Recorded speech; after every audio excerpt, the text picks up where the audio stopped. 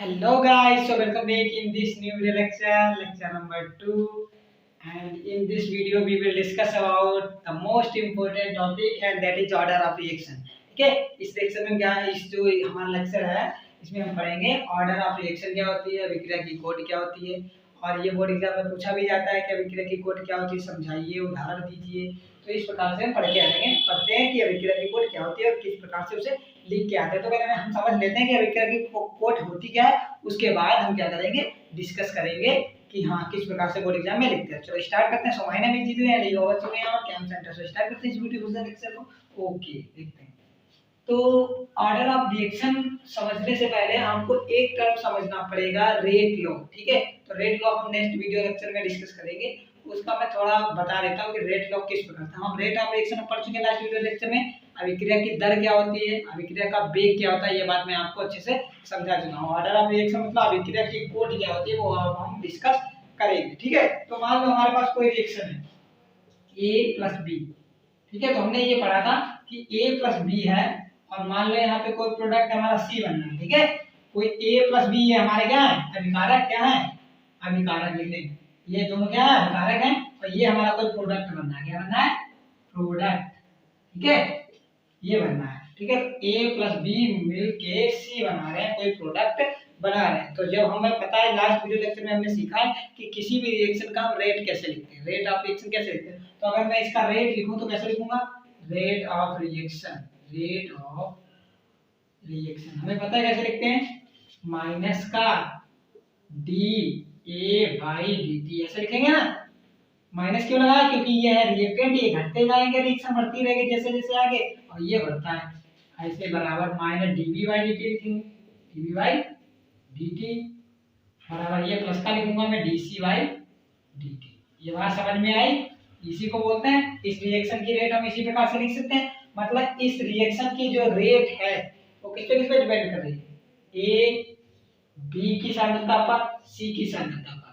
ठीक है, ए की सांद्रता कितनी है, जो रिएक्टेंट है उनकी सांद्रता, बी रिएक्टेंट है उसकी सांद्रता कितनी है, और सी रिएक्टेंट है उसकी सांद्रता। मतलब इसका कि समय के साथ ए कितना घट रहा है, जैसे जैसे रिएक्शन आगे होती जा रही है ए कितना घट रहा है। ठीक है, इसी प्रकार बी कितना घट रहा है और सी कितना बढ़ रहा है, ए बी के मिलने से सी कितना बढ़ना है, इस बात पर डिपेंड करती है रेट ऑफ रिएक्शन।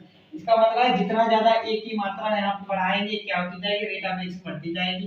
बी की बढ़ाएंगे रेट ऑफ रिएक्शन बढ़ती जाएगी, और सी बढ़ाएंगे रेट ऑफ रिएक्शन बढ़ती जाएगी। ये जनरली मैंने आपको बताया भी था कि कंसंट्रेशन बढ़ाते हैं तो जनरली बढ़ती है रेट ऑफ रिएक्शन, लेकिन हमेशा ऐसा नहीं होता है कि वेग बढ़ जाएगा अभिक्रिया का। मैंने कहा था कहीं कहीं पे वेग बढ़ भी सकता है, घट भी सकता है, जनरली ऐसा देखा गया कि बढ़ता है जनरली। ठीक है, तो ये इस प्रकार से हम रेट लिखते हैं। ठीक है, तो क्या हुआ, इस प्रकार से हम रेट को ना लिखकर हमने रेट लिखने के लिए एक लॉ लिया। ठीक है, एक लॉ दिया गया जिसे अभिक्रिया का दर नियम बोलते हैं। क्या बोलते हैं, रेट लॉ। ठीक है, रेट लॉ। तो रेट लॉ क्या कहता है, ये अगले में लेक्चर में पढ़ेंगे रेट लॉ क्या कहता है। मैं यहाँ पे आपको ओवरव्यू देता हूँ रेट लॉ क्या कहता है। रेट लॉ कहता है कि अगर यही रिएक्शन है हमारे पास, A plus B give C plus D, या यहाँ पे मान लो ए प्लस बी सी। ठीक है, ये कोई प्रोडक्ट है, ये रिएक्टेंट है। तो रेट लॉ हमसे कहता है कि जो इस रिएक्शन की जो रेट होगी, जो रेट होगी, ठीक है, इस रिएक्शन की जो रेट होगी वो डायरेक्टली प्रोपोर्शनल होगी। मतलब निर्भर करेगी किस पे, जो भी अभिकारक होंगे ए, जितने भी अभिकारक हो बी, उनकी कुछ ना कुछ पावर पर, इसकी मान लो पावर x, इसकी पावर y। ठीक है, ये हमसे कहता है रेट लॉ। ठीक है, रेट लॉ हमसे कहता है कि किसी भी रासायनिक अभिक्रिया में जो अभिकारक होंगे उस रासायनिक अभिक्रिया की जो रेट होगी उनकी कुछ ना कुछ पावर पर डिपेंड करेगी, कुछ ना कुछ घात पर डिपेंड करेगी।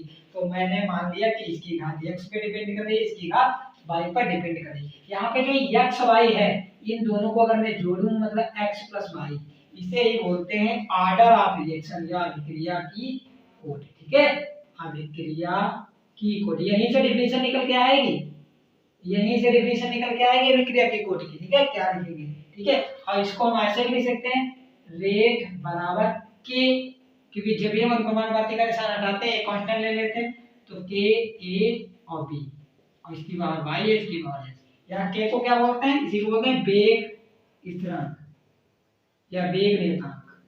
क्या बोलते हैं, वेग स्थिरांक, रेट कांस्टेंट। क्या बोलते हैं, रेट कांस्टेंट। तो ये बात समझ में आई। रेट लॉ ने हमसे क्या कहा भैया, ऐसे मत लिखिए आप, ऐसे 3 बार लिखना पड़ता है, ऐसे मत लिखिए, हम बता रहे हैं बहुत इजी तरीका लो, रेट लगाने का बहुत इजी तरीका लो, हम बताएं ऐसे रेट लिखो। क्या किया उसने बताया कि जो भी कोई भी रासायनिक अभिक्रिया होगी उसमें क्या होगा, जो भी रिएक्टेंट बने होंगे उनकी कुछ ना कुछ पावर पर डिपेंड करेगा उसका वेग, उसका वेग किस पे डिपेंड करेगा, जो अभिकारक है उनकी सांद्रताओं पर निर्भर करता है। तो हम उसी उसी को हमने इस फॉर्म में लिख दिया। मान लिया कि x की पावर मतलब a की पावर x पे डिपेंड कर रहा है और b की पावर y पर डिपेंड कर रहा है, तो जो भी x प्लस y होगा वो उस अभिक्रिया का क्या होगा, उस अभिक्रिया का क्या होगा, कोट होगा। ठीक है, जैसे मान लो अगर यही रेट ऐसे डिपेंड करती a की पावर 1 और b की पावर 2, ठीक है, ऐसे डिपेंड करती, a की पावर 1 और यहाँ पे क्या है और b की पावर 2, तो कितना आता है 1 + 2 3। तो हम क्या कहते हैं, इस जो ये जो रिएक्शन है वो थर्ड ऑर्डर रिएक्शन है, कितनी, थर्ड ऑर्डर मतलब तृतीय कोटि की अभिक्रिया। आपने सुना है ना, फर्स्ट प्रथम कोटि की अभिक्रिया, द्वितीय कोटि की अभिक्रिया, तृतीय कोटि की अभिक्रिया, ये बात है। तो इसे बोलते हैं अभिक्रिया की कोटि। ये बात समझ में आई। तो अगर मैं यहाँ से डिफिनीशन बनाऊं तो क्या निकल के आएगा, यहाँ से डिफिनीशन बनेगी, देखेंगे ध्यान से, डिफिनीशन बनाओ तो क्या निकल के आएगा कि किसी भी, ठीक है, किसी भी रासायनिक अभिक्रिया के वेग समीकरण, ये वेग ही समीकरण तो है, रेट का समीकरण है ना, रेट हम निकाल रहे थे, रेट ही का समीकरण तो है। किसी भी रासायनिक अभिक्रिया के रेट इक्वेशन या वेग समीकरण में सांद्रता पदों की घातों या अभिकारक की लिख सकते हैं। किसी भी रासायनिक अभिक्रिया के वेग समीकरण में अभिकारक के सांद्रता पदों की घातों, ये तो सांद्रता पदों की घातें, ये तो है, के योग को अभिक्रिया की कोटि कहते हैं। ये बात समझ में आई। ठीक है, कैसे लिखेंगे, किसी रासायनिक अभिक्रिया के वेग समीकरण, ये वेग समीकरण है इसका, इस प्रकार से वेग लिखेंगे, किसी भी रासायनिक अभिक्रिया के वेग समीकरण में अभिकारक के अभिकारक अणुओं की सांद्रताओं की घातों के योग को ही क्या कहते हैं, उस रासायनिक अभिक्रिया की कोटि कहते हैं। ये बात समझ में आ गई होगी।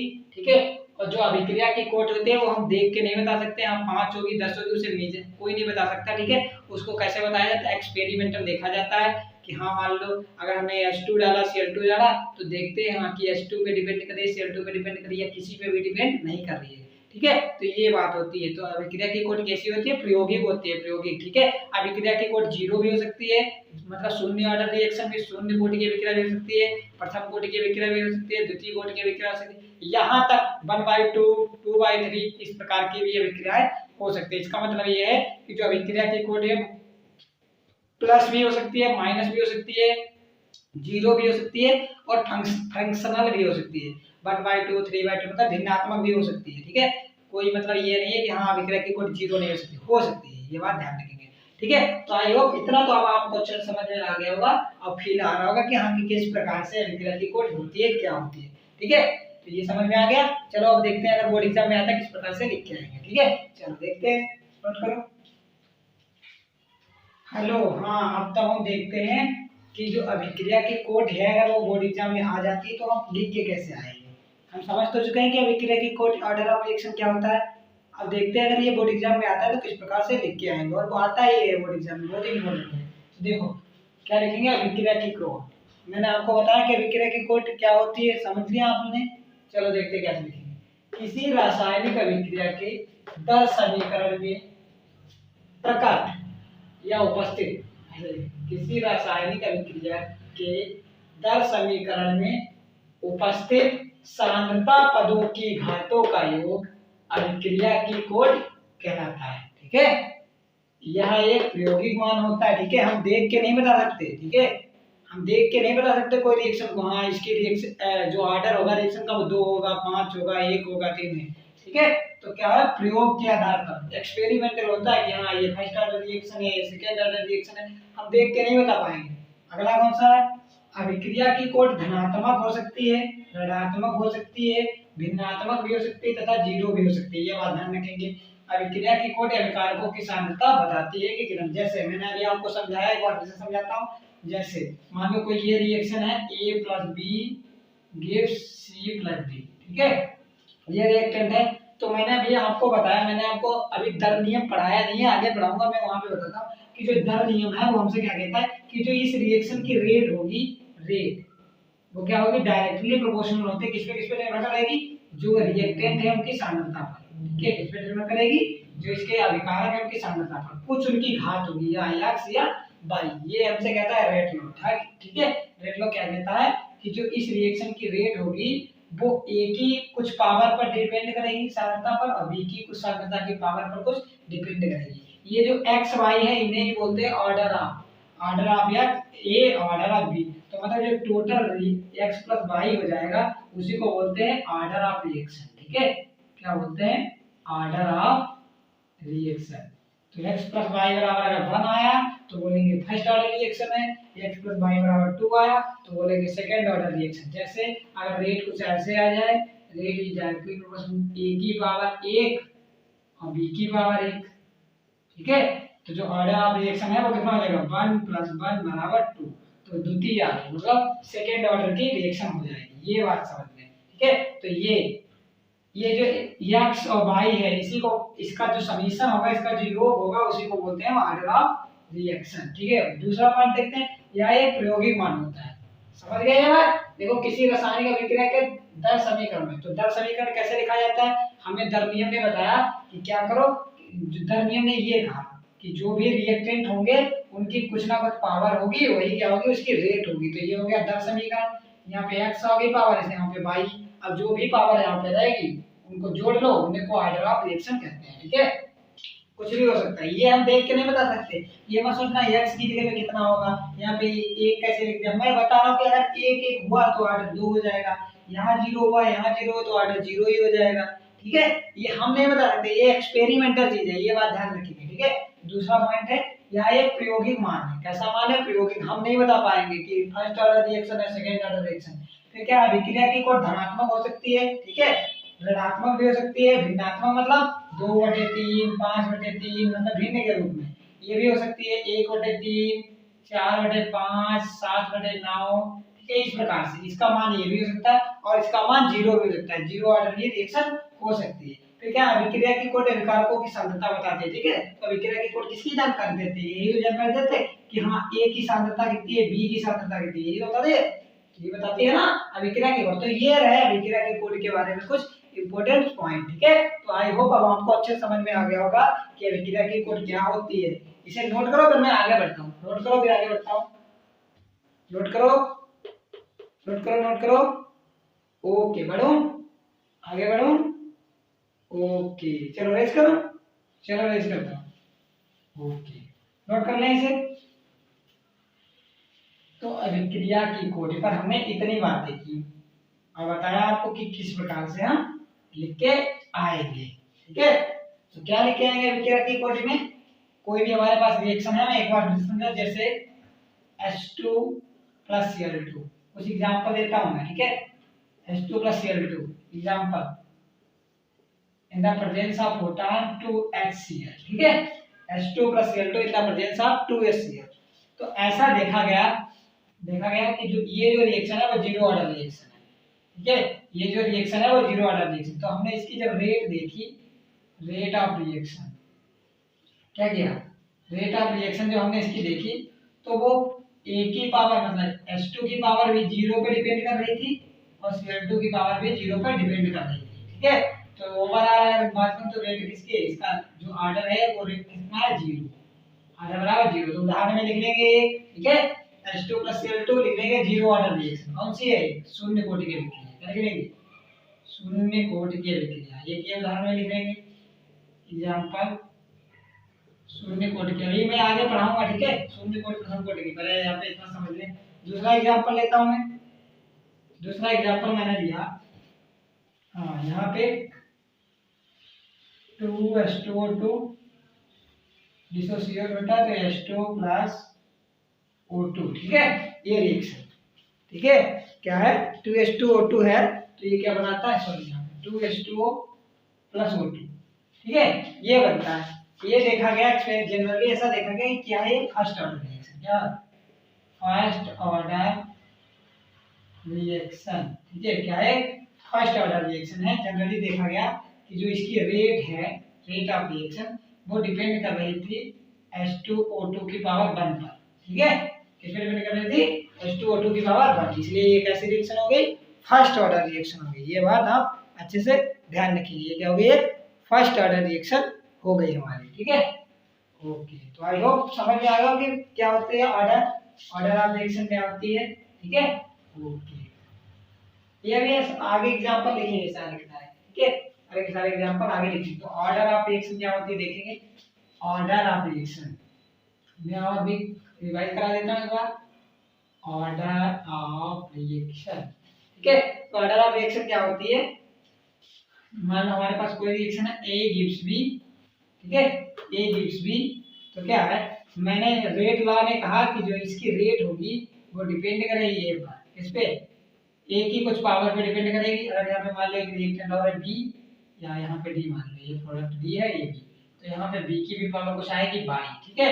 ये जो x प्लस बाई होगा इसी को बोलते हैं रेट, सॉरी इसी को बोलते हैं ऑर्डर ऑफ रिएक्शन। क्या बोलते हैं, ऑर्डर ऑफ रिएक्शन, ठीक है। ये x प्लस वाई क्या होती है, ऑर्डर ऑफ रिएक्शन, ठीक है। तो अगर हमें लिखना हो तो किस प्रकार से लिखेंगे, किसी रासायनिक अभिक्रिया के वेग समीकरण में, या क्या बोलेंगे दर समीकरण में, क्या बोलते हैं रेट, रेट मतलब वेलोसिटी, दर या वेग, ठीक है। किसी रासायनिक अभिक्रिया के दर समीकरण में सांद्रता पदों के घातों के योग को, सांद्रता पद कौन से है, ये सांद्रता पद, ए की पावर कितनी, बी की पावर कितनी, ये सांद्रता ए की है, ये बी की, ये भी है क्या रिएक्टेंट। तो ऐसा बोल सकते हैं किसी रासायनिक अभिक्रिया के वेग समीकरण में या दर समीकरण में सांद्रता पदों के घातों के योग को उस रासायनिक अभिक्रिया का क्या कहते हैं, उस रासायनिक अभिक्रिया का ऑर्डर कहते हैं। ऑर्डर मतलब उस रासायनिक अभिक्रिया की कोट कहते हैं। और बता दिया मैंने क्या होती है, अभिक्रिया की कोट पॉजिटिव भी धनात्मक हो सकती है, ऋणात्मक हो सकती है, फ्रैक्शनल हो सकती है मतलब 1/में हो सकती है, और 0 भी हो सकती है। किस प्रकार से, ये भी मैंने आपको बता दिया, ठीक है। तो ये समझ में आ गया rate of reaction, sorry order of reaction क्या होती है और किस प्रकार से रेट लॉ से ये दी जाती है। तो ये था हमारा ऑर्डर ऑफ रिएक्शन। आगे अगर मैं इसको यहाँ से रेट लिखता हूं तो बराबर के आएगा, क्योंकि जब भी हम अनुक्रमानुपाती का निशान हटाते हैं एक कोई कांस्टेंट आ जाता है, तो ये आ जाएगा ए की पावर x b की पावर y, क्या आ जाएगा ए की पावर x b की पावर, इसी को बोलते हैं रेट कांस्टेंट। क्या बोलते हैं, वेग स्थिरांक, क्या बोलते हैं, वेग स्थिरांक, इसको बोलते हैं वेग स्थिरांक, ठीक है। ये क्या है हमारा वेग स्थिरांक है। ये बात समझ में आई, ये क्या है हमारा वेग स्थिरांक। नेक्स्ट लेक्चर में इस पर डिटेल डिस्कशन करेंगे और हम देखेंगे कि प्रथम कोटि के अभिक्रिया के लिए वेग स्थिरांक की यूनिट क्या होती है, रेट लॉ लिखेंगे इस प्रकार से रेट लॉ पर। नेक्स्ट जो वीडियो लेक्चर होगा that will be going to very important and you have to watch it, must watch it, okay, because from there is a compulsory question in your board exam, that's why that makes your next video lecture is very interesting as well as very important for you, okay।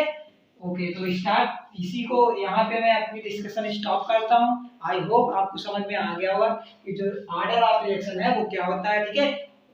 Order of reaction आप धीरे धीरे थोड़ा थोड़ा मतलब बहुत ही अच्छे वे में थोड़े थोड़े अच्छे से नोट्स बनाते चलेंगे, ज्यादा नहीं, छोटी क्लासेस होंगी, अच्छे से नोट्स प्रिपेयर करते चलेंगे और अच्छे से समझते चलेंगे हर एक बात को, ठीक है। कि आखिर में ऑर्डर ऑफ रिएक्शन क्या है, इसलिए मैं ज्यादा लेंथी वीडियो नहीं है, आराम से छोटी क्लास में पढ़ना है, ठीक है। ओके चलो मैं एक बार रिवाइज करा देता हूं, समझ ला देता हूं अलग से बस, फिर ओवर करते हैं अपने इस लेक्चर को। ओके तो रेट ऑफ रिएक्शन लिखना क्या मैंने आपको बता दिया। रेट ऑफ रिएक्शन में आप क्या लिखेंगे, मैं एक बार समझाई करा देता हूं, ठीक है। रेट ऑफ रिएक्शन में क्या लिखेंगे, किसी रासायनिक अभिक्रिया के वेग समीकरण में सांद्रता पदों की घातों के योग को ही क्या कहते हैं, उसका ऑर्डर ऑफ रिएक्शन कहते हैं। फिर दूसरा ऑर्डर ऑफ रिएक्शन पॉजिटिव हो सकती है, नेगेटिव हो सकती है, फ्रैक्शनल हो सकती है और 0 भी हो सकती है, ठीक है। प्रथम कोटि की अभिक्रिया भी हो सकती है, द्वितीय कोटि भी, तृतीय कोटि भी हो सकती है और 0 ऑर्डर रिएक्शन भी हो सकती है, ठीक है। तो कोई कहे कि अभिक्रिया की जो कोट होती है वो 0 हो सकती है, बिल्कुल हो सकती है, लेकिन हम नहीं बता सकते 0 होगी, 1 होगी, 2 होगी, 3 होगी, ये कौन बताएगा, एक्सपेरिमेंटल, ठीक है। तो क्या है, यह एक प्रायोगिक तथ्य है, ठीक है, क्या है एक्सपेरिमेंटल है। हम नहीं देख के नहीं बता पाएंगे कि हाँ H2 + Cl2 मिल रहा है तो ये 0 ऑर्डर है, ठीक है। हम देख के नहीं बता सकते कि ये 0 ऑर्डर है, फर्स्ट ऑर्डर है, सेकंड ऑर्डर या थर्ड ऑर्डर रिएक्शन है। Be experimentally measure that, okay, what type of reaction this is, तो याद रखेंगे ये चीज। और जो नेक्स्ट है मैंने आपको बता दिया, फ्रैक्शनल भी हो सकती है, 0 भी हो सकती है। यहाँ से क्वेश्चन आएगा नेक्स्ट वीडियो लेक्चर में, ठीक है, कि मॉलिक्युलरिटी और इसमें अंतर पूछा जाता है, वो नेक्स्ट वीडियो लेक्चर में हम करेंगे, ठीक है। तो याद रखेंगे ऐसे, तो ये ऑर्डर ऑफ रिएक्शन है। और मैंने जो जनरली हम ऑर्डर ऑफ रिएक्शन जो ये सब इजी या जिन्हें बोलते हैं नॉन कॉम्प्लेक्स रिएक्शन, क्या बोलते हैं, जनरल रिएक्शन बोलते हैं, उन्हीं का निकालते हैं। जनरल रिएक्शन मतलब जो ऑर्गेनिक रिएक्शन होती है वो बहुत कॉम्प्लेक्स हो जाती है, ठीक है। इनऑर्गेनिक रिएक्शन जनरल रिएक्शन होती है, इन्हीं के लिए हम ऑर्डर ऑफ रिएक्शन डिफाइन करते हैं। ऐसा नहीं है कि जो ऑर्गेनिक रिएक्शन होती है उनमें ऑर्डर ऑफ रिएक्शन डिफाइन नहीं होता, ऑर्डर ऑफ रिएक्शन उनमें भी डिफाइन होता है, लेकिन वो कॉम्प्लेक्स रिएक्शन हो जाती है। जैसे SN1 रिएक्शन है, SN2 रिएक्शन है, वो आगे हम पढ़ेंगे तो हमें अच्छे से ऑर्गेनिक में समझ में आ जाएगा, ठीक है। तो ये थी कुछ ऑर्डर ऑफ रिएक्शन के बारे में, और इसे आप किस प्रकार से लिख के आएंगे, आपका वे ऑफ डिलीवर क्या होना चाहिए, किस प्रकार से आप लिख के आएंगे बोर्ड एग्जाम में, वो मैंने आपको अच्छे से समझा दिया है। आई होप आपको अच्छा लगा होगा और अच्छे से समझ में आया होगा। तो पढ़ाई करते रहिए। All the very best.